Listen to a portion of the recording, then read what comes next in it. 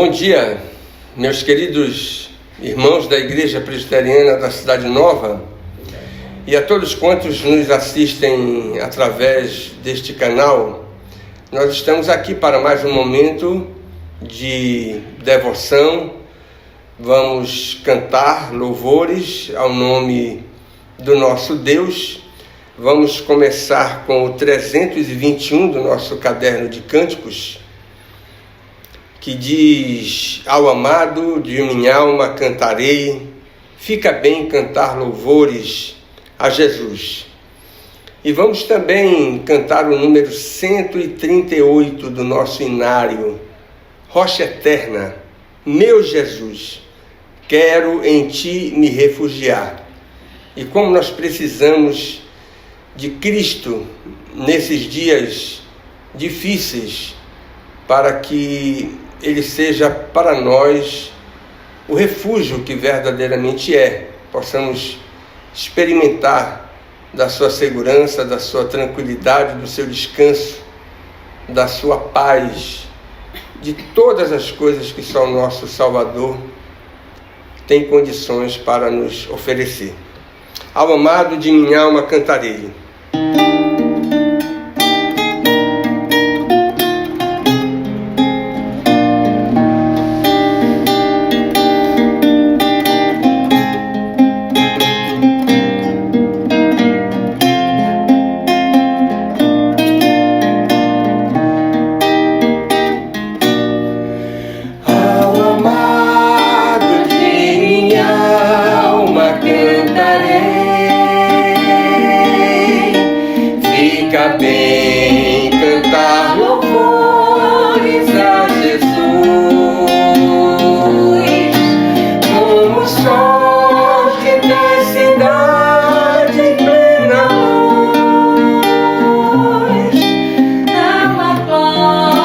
Do amado eu cantarei,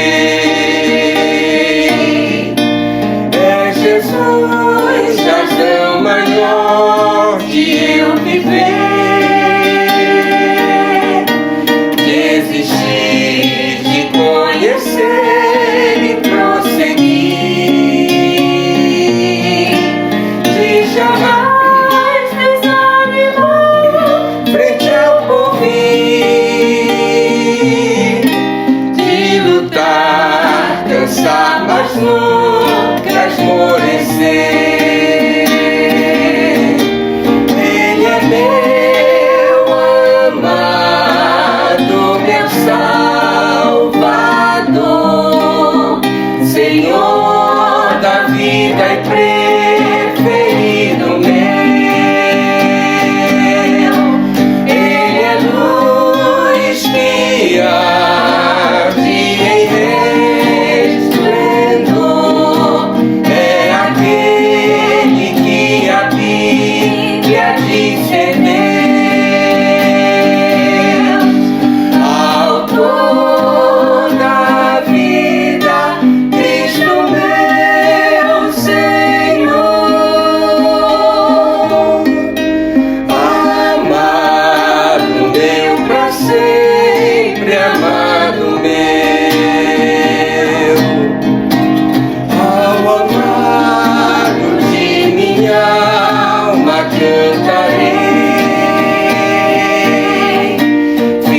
bem cantar louvores a Jesus,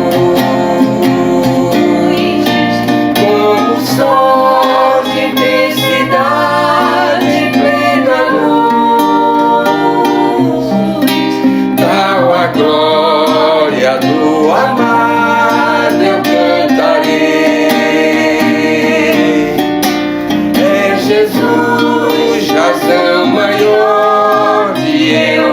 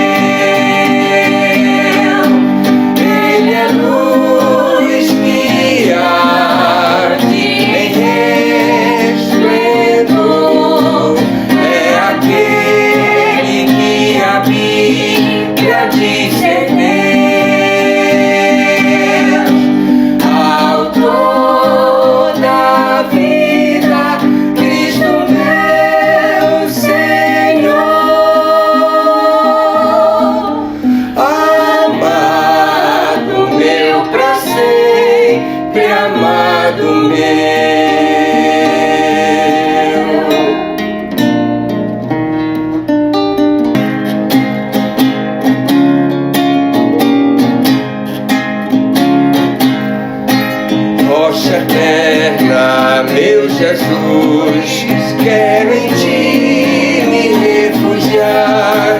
O teu sangue lá na cruz, derramado em meu lugar, traz as bênçãos do perdão, gozo, paz e salvação. Não por obras nem penar, plena paz terei aqui. Só tu podes consolar, há perdão somente em ti. Rocha eterna só na cruz, eu confio ao meu Jesus. Quando derradeiro olhar este mundo aqui vou ver, e no trono eu te encontrar, teu chamado a responder. Rocha eterna espero ali, abrigar-me salvo em ti.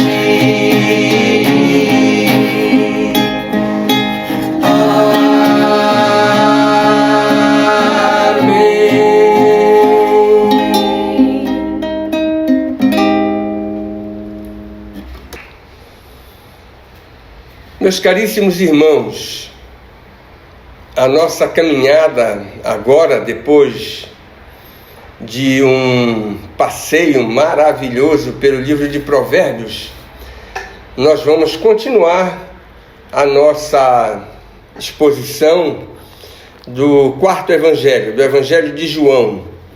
E eu peço que você abra no capítulo 12, e eu vou ler do verso 1 até o verso de número 11. Diz assim a palavra de Deus. 6 dias antes da Páscoa foi Jesus para Betânia, onde estava Lázaro, a quem ele ressuscitara dentre os mortos. Deram-lhe, pois, ali uma ceia. Marta servia, sendo Lázaro um dos que estavam com ele à mesa. Então Maria, tomando uma libra de bálsamo de nardo puro, muito precioso, ungiu os pés de Jesus e os enxugou com os seus cabelos, e encheu-se toda a casa com o perfume do bálsamo. Mas Judas Iscariotes, um dos seus discípulos, o que estava para traí-lo, disse: por que não se vendeu este perfume por 300 denários e não se deu aos pobres? Isso disse ele não porque tivesse cuidado dos pobres, mas porque era ladrão. E, tendo a bolsa, tirava o que nela se lançava. Jesus, entretanto, disse: deixai-a, que ela guarde isto para o dia em que me embalsamarem. Porque os pobres sempre os tendes convosco, mas a mim nem sempre me tendes. Soube numerosa multidão dos judeus que Jesus estava ali, e lá foram, não só por causa dele, mas também para verem Lázaro, a quem ele ressuscitara dentre os mortos. Mas os principais sacerdotes resolveram matar também Lázaro, porque muitos dos judeus, por causa dele, voltavam crendo em Jesus.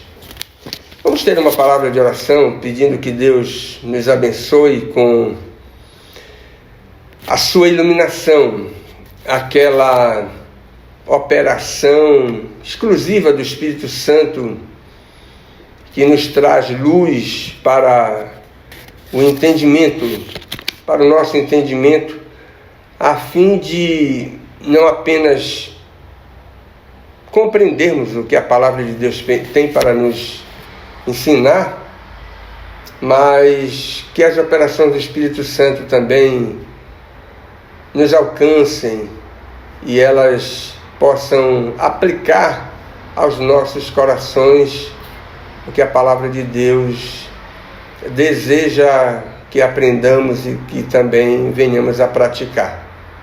Oremos. Nosso Pai Celestial, queremos te agradecer por esta belíssima manhã e te louvamos pela bênção de poder mais uma vez te oferecer os nossos louvores, a nossa adoração e também ter a oportunidade de meditar na tua santa palavra. Ajuda-nos neste momento a entender, a derivar algum benefício espiritual, alguma lição prática que seja útil para a nossa vida espiritual e que ela seja para nós consolo, fortalecimento para a nossa fé, que nos seja também desafiadora, que a tua palavra nos constranja a te obedecer naquilo que porventura estejamos errando, falhando, e que o Senhor possa nos conduzir não apenas a toda a verdade, mas que o teu poder possa operar na nossa vida aquelas transformações típicas do processo de santificação que o Senhor tão bem nos apresenta na tua bendita palavra e que certamente é o desejo do teu coração para que sejamos transformados, modificados, melhorados e possamos avançar na nossa caminhada cristã, glorificando o teu nome com todas as nossas ações, todas as nossas palavras, todos os nossos pensamentos. Em nome do Senhor Jesus é que nós te oramos. Amém.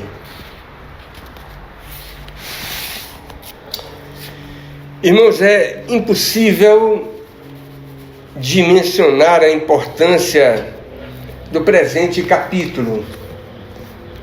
O capítulo 12 do Evangelho de João encerra a primeira divisão do quarto Evangelho, que vai do capítulo 1 até o capítulo 12, quando Jesus é descrito como o Messias, o Salvador, o Redentor que está se revelando ao mundo.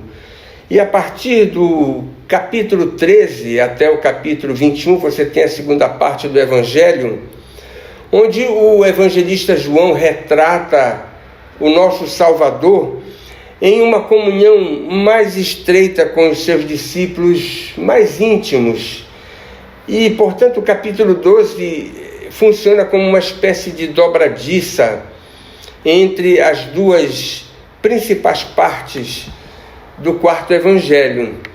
E nós podemos ver que essa posição importantíssima deste capítulo no conjunto da obra já seria suficiente para mostrar a sua extraordinária importância nesse registro de transição entre o Jesus que está se revelando ao mundo e o Jesus que agora vai se concentrar em cuidar de detalhes mais específicos, mais íntimos com aqueles que fazem parte do seu círculo mais estreito. Mas a importância desse capítulo, ela se mostra também pelo seu conteúdo. Nós temos dois fatos: a unção em Betânia, o texto que eu li, e a entrada triunfal de Jerusalém. Nós temos também um discurso que você tem do verso 20 até o verso de número 36. Uma tese doutrinária importantíssima para a nossa compreensão do que é a incredulidade e até uma tese que mostra esse aspecto da descrença como sendo alguma coisa que está intimamente relacionada com a doutrina da eleição. Você tem aí do verso 37 até o verso 43, e um apelo contundente, vigoroso do Salvador, dos versos 44 até o verso de número 50. E eu quero destacar aqui, desse texto que nós lemos, duas observações importantes. Aqui você tem, neste relato da unção de Jesus em Betânia, e também da sua entrada triunfal, um caso raro no Evangelho de João. E a excepcionalidade, esse registro incomum, não está relacionado a alguma particularidade especial do texto. Não que o João esteja mostrando alguma coisa extraordinariamente inédita, mas porque a história, nesses dois fatos que é contada aqui, ela também acha o seu registro em dois evangelhos, no Evangelho de Mateus, no capítulo 26, e também no Evangelho de Marcos. E a observação interessante é que raramente o evangelista João, ele faz isso, replicando fatos que os outros evangelistas já haviam registrado. E você pode ver que essa é uma particularidade interessante, porque o Evangelho de João foi o último evangelho a ser escrito dentro da coleção dos 4 evangelhos que nós temos nas Escrituras. E ele replica fatos que os outros evangelistas já tinham contado nas suas obras, apenas em 3 lugares no seu livro. Você tem João contando também, do seu ponto de vista, a primeira multiplicação dos pães, que você tem no capítulo 6 de João.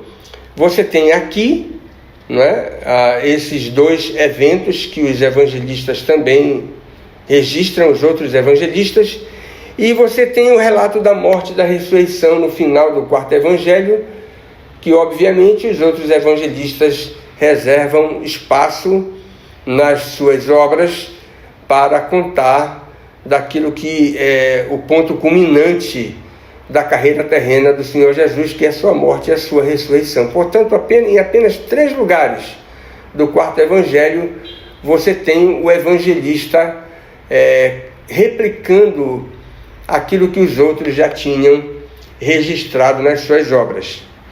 Mas a segunda coisa muito importante para que a gente estude e procure tirar lições dessa primeira história maravilhosa da unção de Jesus em Betânia, é que nós não devemos confundir esse episódio com outro semelhante que você encontra no Evangelho de Lucas, no capítulo 7, do verso 36 até o verso 50, quando uma pecadora ungiu os pés de Jesus. Há muitas semelhanças entre os 2 relatos e nós não podemos deixar de reconhecer.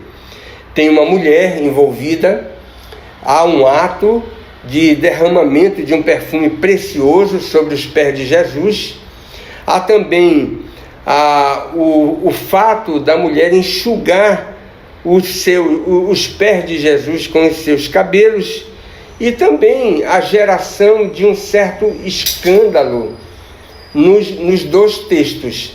Essas são as semelhanças que nós podemos indicar em relação a esse texto aqui de João, que também Mateus e Marcos registram, e aquele que você tem no Evangelho de Lucas. Mas as diferenças são tão significativas e decisivas para nos levarem à conclusão de que são episódios distintos.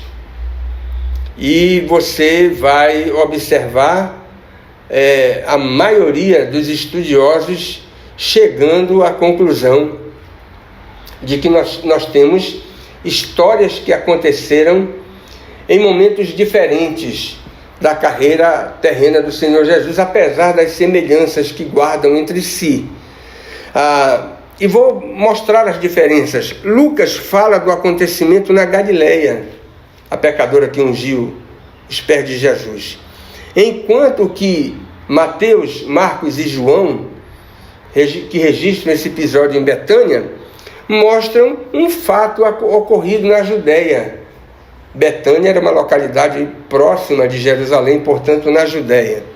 Lucas situa o ocorrido no meio do ministério terreno de Cristo, enquanto que os outros evangelistas estão na última semana da carreira terrena do Salvador. João começa o seu registro dizendo 6 dias antes da Páscoa, da última Páscoa, que aconteceu durante o ministério terreno do Senhor Jesus. Em Lucas, a mulher era uma pecadora conhecida.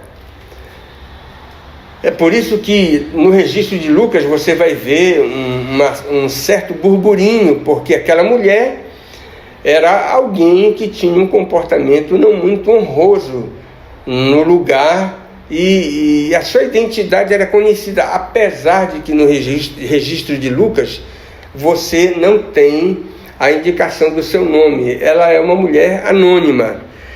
Mas nos demais evangelistas, tanto Mateus, Marcos e agora em João, a mulher que unge os pés de Jesus não é uma pecadora desconhecida, mas é uma serva consagrada. Ela nada menos indica o texto que ela é Maria, irmã de Lázaro.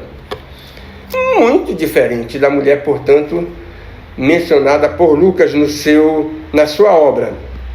Por fim, em Lucas, o escândalo se dá pela aparente indignidade da mulher. Na verdade, há um certo constrangimento, porque aquela mulher, do ponto de vista, obviamente, do legalismo insuportável, prevalecente naqueles dias, ela se aproximou diante de Cristo, né? E fez um gesto de extraordinária devoção, e aqueles que eram preciosistas na sua visão da espiritualidade distorcida, né, farisaica, reagiram dizendo que aquela mulher não era digna de prestar aquele serviço maravilhoso para com o Salvador. Mas em Mateus, Marcos e João, o escândalo se dá porque Judas Iscariotes revela o seu mal-estar e os demais discípulos o acompanham. Só Mateus registra isso em virtude do aparente desperdício daquele bálsamo que foi usado para ungir Jesus. E na observação de Judas Iscariotes, ele poderia ser vendido por uma grande soma de dinheiro para ajudar os desfavorecidos. Então você vê que o motivo do escândalo em Lucas e o motivo que fez com que acontecesse o burburinho em Mateus, Marcos e Lucas é diferente. Então, a localidade, o tempo e também o motivo do escândalo são fatores decisivos para a gente concluir que são episódios diferentes. E aqui há uma divisão sugestiva. Você tem alguns traços da verdadeira piedade, característica daquela família, dos versos 1 até o verso 3. Você tem o cúmulo da impiedade sem precedentes, do verso 4 até o verso de número 6. Você tem a excelência da autoridade de Cristo, revelada na sua intervenção nos versos 7 e 8, e a inimizade perpétua entre a incredulidade e a fé. É o que você tem do versos 9 até o verso de número 11. Esse é um esboço quádruplo, onde você vai ver a piedade de uma família crente. Você vai ver também a impiedade de um apóstolo do colégio formado por Jesus. Você vai ver nesse texto a excelência da autoridade do mestre revelada de forma impressionante nesse acontecimento. E você vai ver também a incredulidade dos adversários do Salvador, que estavam já sem paciência para com o mestre, e por causa da ressurreição de Lázaro vão bater o martelo para que ele seja executado na próxima semana. Eu quero ver apenas a primeira lição que nós temos aí nos 3 primeiros versos. E a lição é a seguinte: a devoção religiosa autêntica jamais deixa de honrar a Cristo de forma magnífica.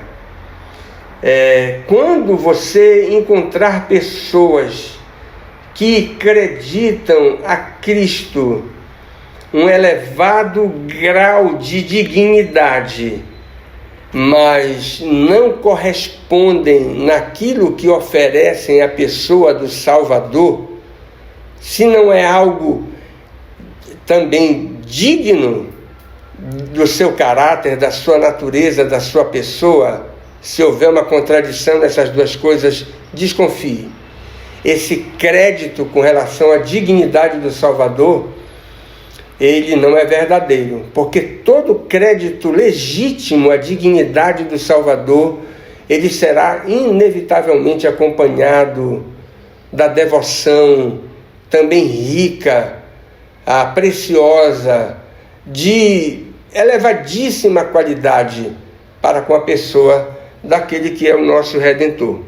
E cabe aqui uma observação inicial muito importante.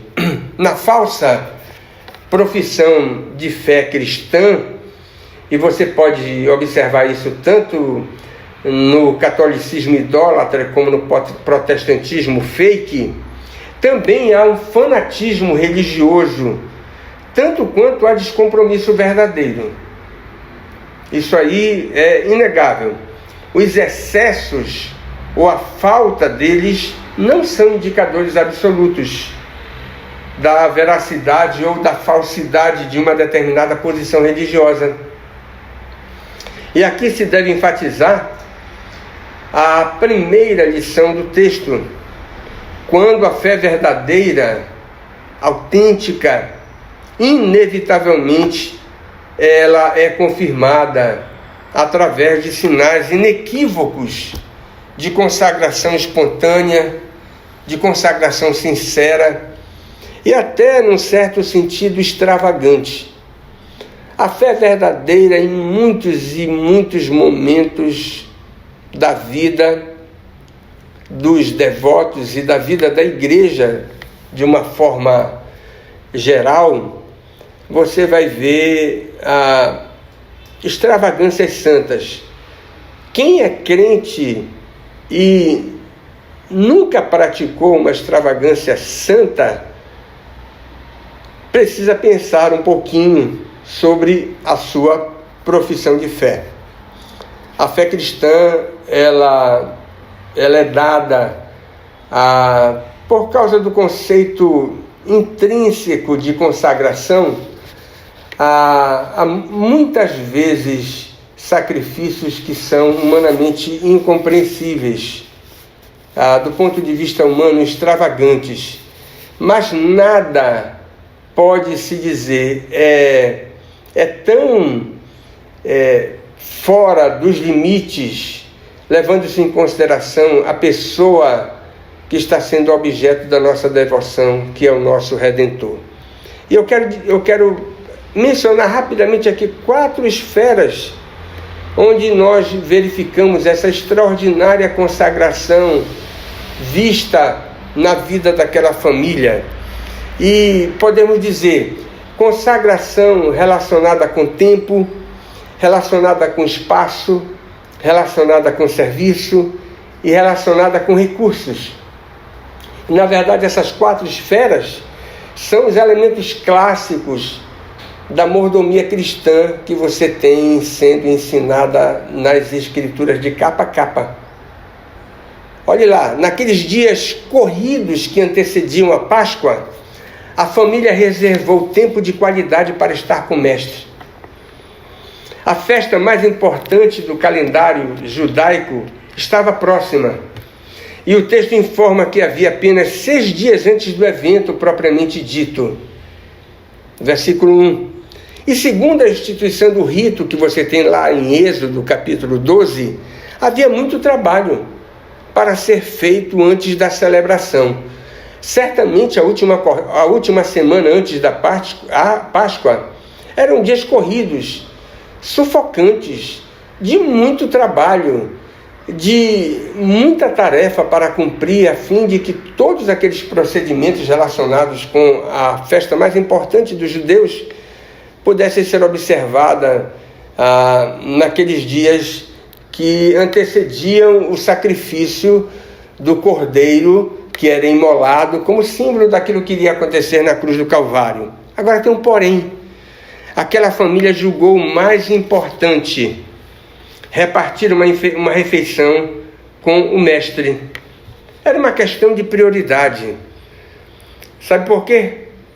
Mesmo no meio de uma semana extremamente atribulada, estar com Jesus era uma oportunidade que eles não podiam perder. Por isso eles marcaram uma ceia. Judeu não marca ceia da noite para o dia. A ceia, no contexto judaico, era uma refeição que expressava a mais absoluta afeição para com a pessoa que estava sendo convidada para participar de um momento íntimo da família, mas era alguma coisa cuidada, com muito esmero. A família certamente se preparava com muita propriedade para receber aquele que havia sido convidado para um momento de refeição doméstica. Portanto, tempo de qualidade para estar com o mestre. Segundo, naquele contexto extremamente arriscado, os irmãos de Betânia receberam Jesus para cear. Mateus e Marcos informam que a casa era de um certo Simão, o leproso. Não há evidências de que esse homem era pai de Marta, Maria e Lázaro. Provavelmente também um endividado com a misericórdia de Deus e que emprestou a sua casa para aquele banquete. Provavelmente aqui a designação, o aposto, o leproso, significa dizer que ele não era mais leproso.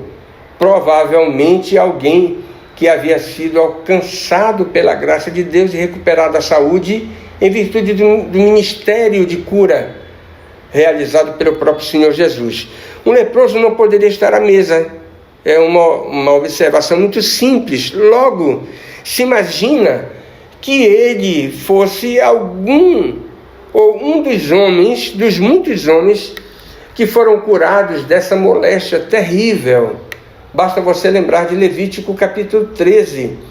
A lepra era uma doença que marginalizava as pessoas, colocava aqueles que contraíam, e na Palestina daqueles dias, a lepra era uma das doenças mais recorrentes naquele contexto sanitário de dificuldades enormes. E como um homem curado, ele se apresentou ali naquela ocasião, emprestando a sua própria casa para recepcionar o mestre com a devida honra.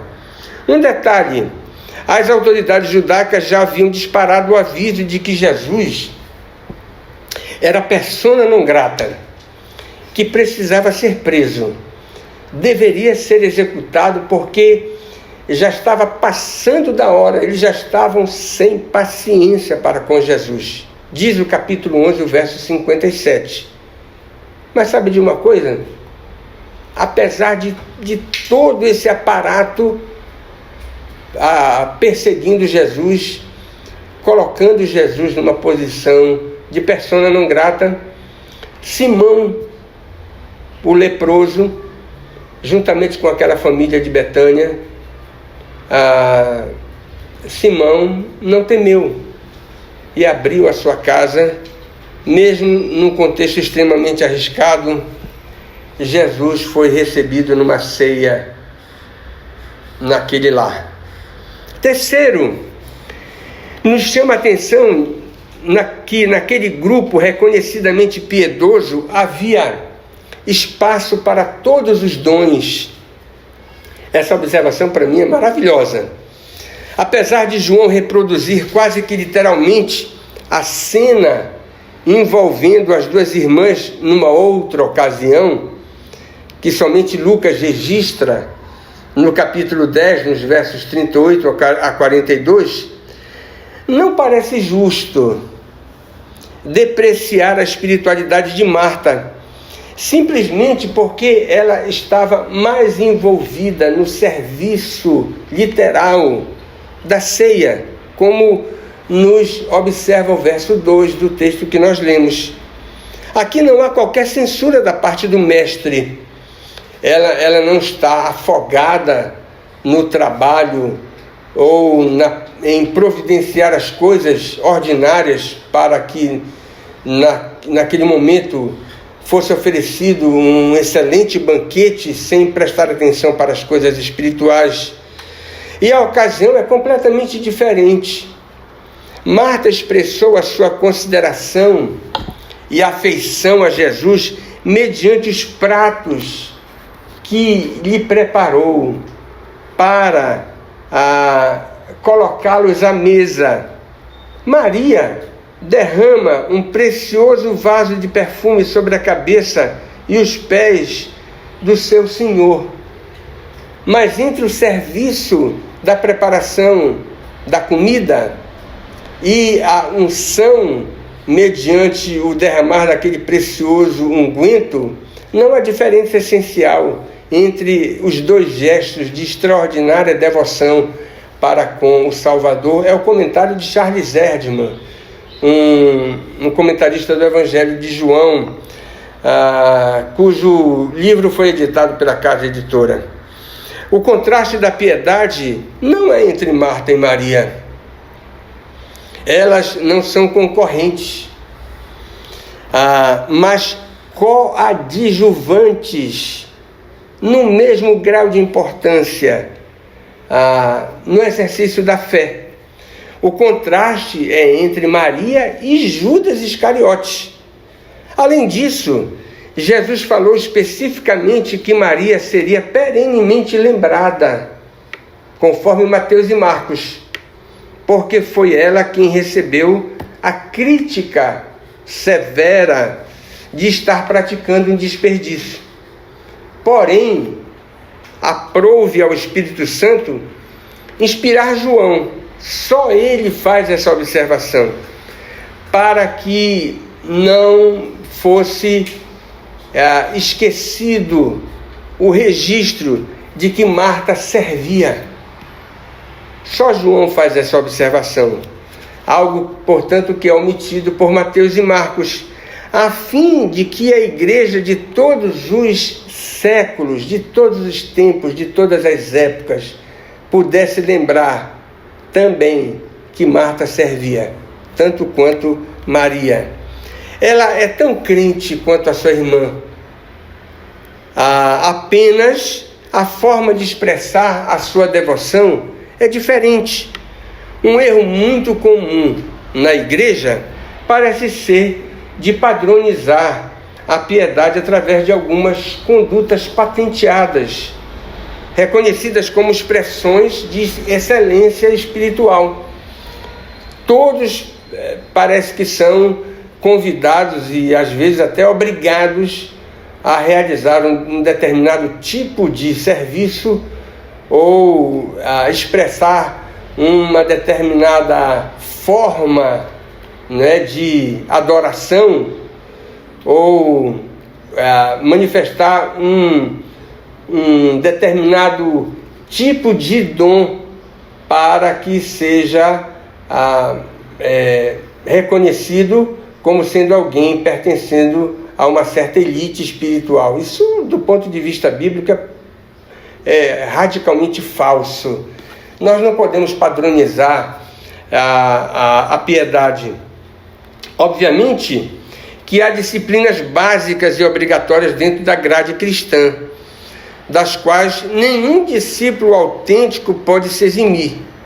Nós não podemos dizer que orar é facultativo, né?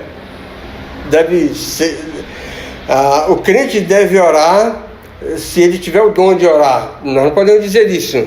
Estudar a palavra de Deus também não, é obrigatório. Congregar. Eu não posso ser um crente sem igreja, né? Apesar dessa multidão de desigrejados que existe por aí. Estão negando a fé. Eu não posso deixar de testemunhar. Jesus não tem discípulos anônimos.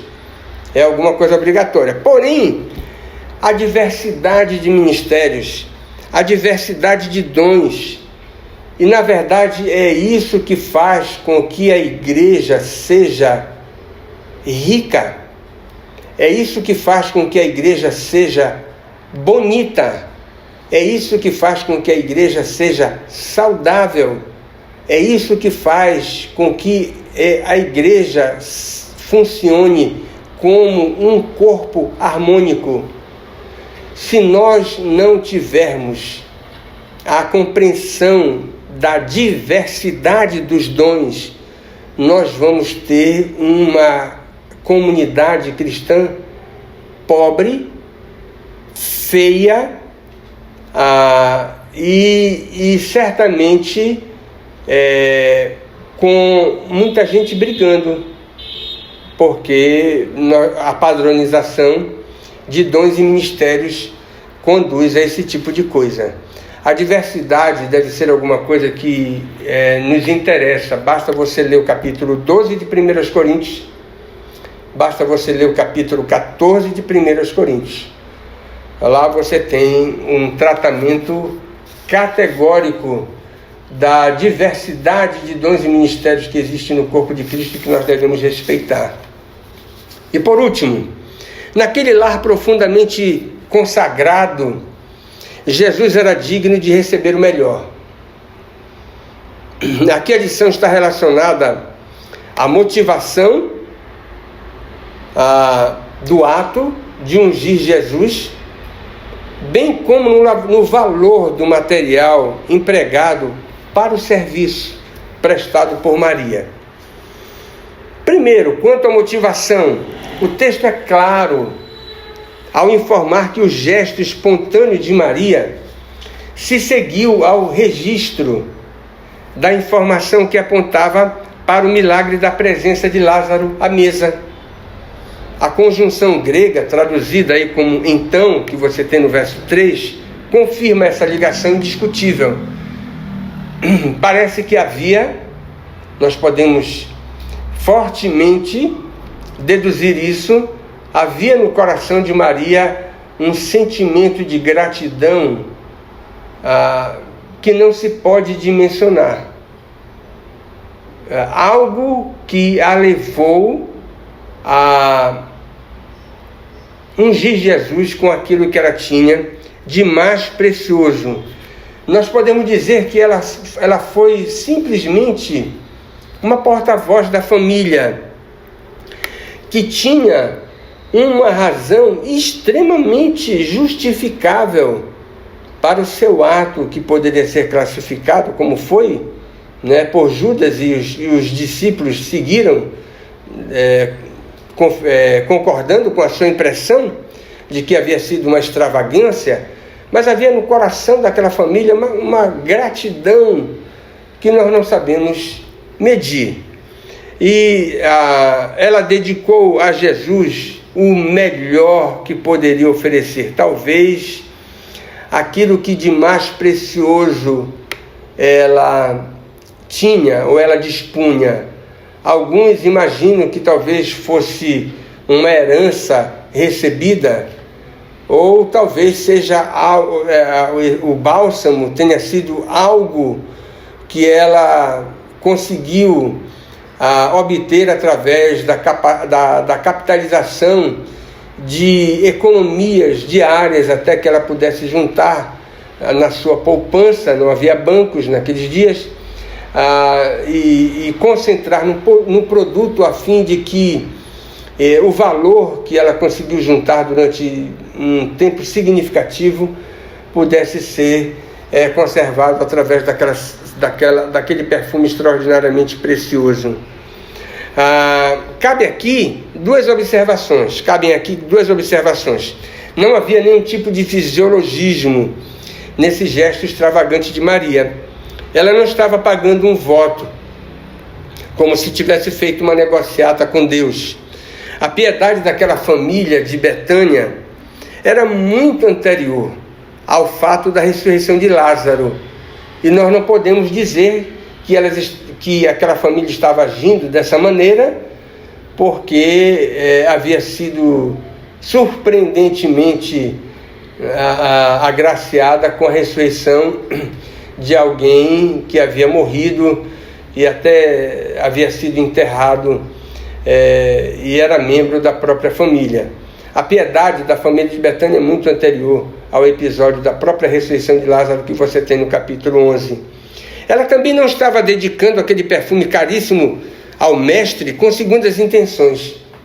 Nada há na história subsequente que confirme isso. E na espiritualidade daquela casa não havia espaço para esse tipo de aberração.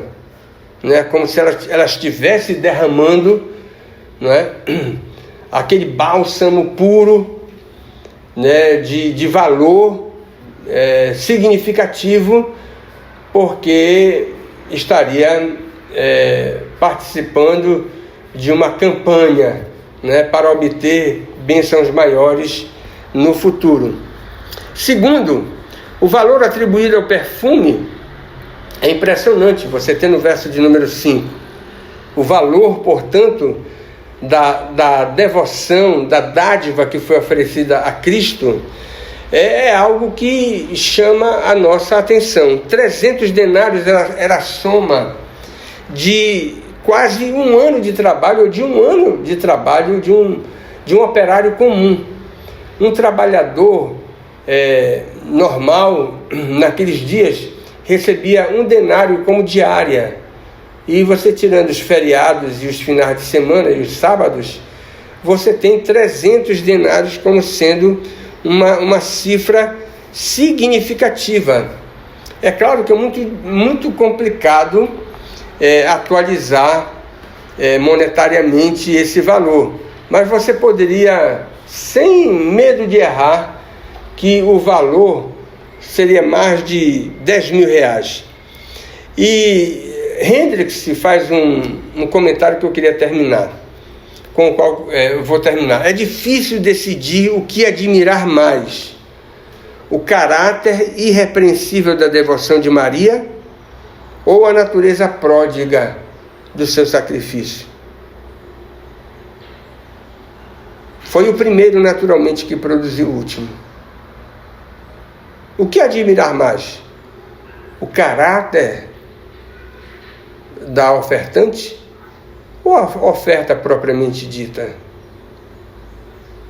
É óbvio que o caráter conduziu a oferta. Quais as aplicações disso para nós? Como se avaliar biblicamente a espiritualidade de uma família que professa a fé cristã, ou mesmo de um crente, individualmente? E se você deseja fazer isso para a sua família, ou mesmo individualmente, basta seguir o padrão de Betânia. Ele continua valendo. Uma família piedosa separa tempo de qualidade para a sua devoção. Isso se aplica a todas as esferas: a esfera pessoal, a esfera familiar, a esfera eclesiástica. E aqui nós podemos dizer que os desigrejados estão reprovados, né? Categoricamente, porque eles não passam nesse critério. Segundo, uma família piedosa defende corajosamente sua fé. A oposição da maioria incrédula não a intimida, e nem a perseguição lhe atrapalha. É uma falácia antibíblica e uma ignorância histórica alardear que a igreja pode ser ameaçada pela ira do mundo ímpio. Irmãos, Jesus Cristo ensinou outra coisa. Jesus ensinou que as portas do inferno não prevalecerão contra a igreja. Aquela família em Betânia estava oferecendo uma ceia para Jesus, persona não grata das autoridades religiosas daqueles dias, na última semana do seu ministério, no meio de circunstâncias extremamente arriscadas. Mas aquela família, Simão ofereceu o seu próprio lar, porque não temia nada. Não havia nenhuma espécie de medo no coração daqueles irmãos que amavam a Jesus intensamente. E mesmo numa situação arriscada, eles estavam defendendo corajosamente a fé. Essa é uma lição muito maravilhosa. Uma família piedosa usa seus dons no serviço do reino de Deus. Quem enterra os seus talentos, a gente pode dizer sem medo de errar, não vai perder a salvação. Não fique tranquilo. Enterrar talento não vai fazer com que você perca a sua salvação. Agora, segundo a parábola contada por Jesus, quem enterra os seus talentos está sem fôlego espiritual. Se é o seu caso, você precisa fazer uma revisão na sua vida.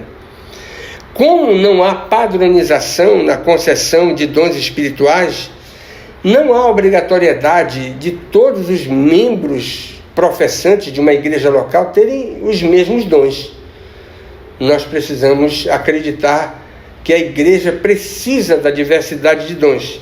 Além disso, uma família operante, ela respeita os dons alheios e não fica enciumada com os dons dos outros. E esse é um detalhe que a gente precisava trabalhar com mais propriedade, mas nós não temos tempo aqui, né? Uma família, ela tem os seus dons, ela deve exercer os seus dons, não está concorrendo com ninguém. E quando você tem crentes que têm consciência dos dons que receberam, crentes sinceros e que usam os seus talentos, não ficam enciumados com os dons dos outros. É o que a palavra de Deus nos ensina. E uma família piedosa, a última aplicação, consagra os seus recursos na adoração a Cristo. Irmãos, poucas coisas são mais reveladoras da espiritualidade duvidosa do que a falta de contribuição material para a manutenção do culto numa igreja local. Presta atenção nisso. Não contribuir com a manutenção da igreja local deliberadamente, às vezes até arranjando falsas justificativas, é algo que dispensa comentários. Eu não vou me estender nisso, né? E cuidado, o texto nos traz uma grave advertência, um sonoro alerta. Cuidado para que a sua omissão não seja o reflexo do raciocínio esposado nessa história por Judas Iscariotes. Ao invés de adorar a Jesus ungindo-o com aquele bálsamo precioso, será que nós não podemos fazer outra coisa com esse dinheiro? Tem gente que raciocina assim. Esse é o raciocínio de Judas Iscariotes. Cuidado para você não cair nesse buraco negro. Deus abençoe você e Deus abençoe a sua família. Em nome de Jesus. Amém.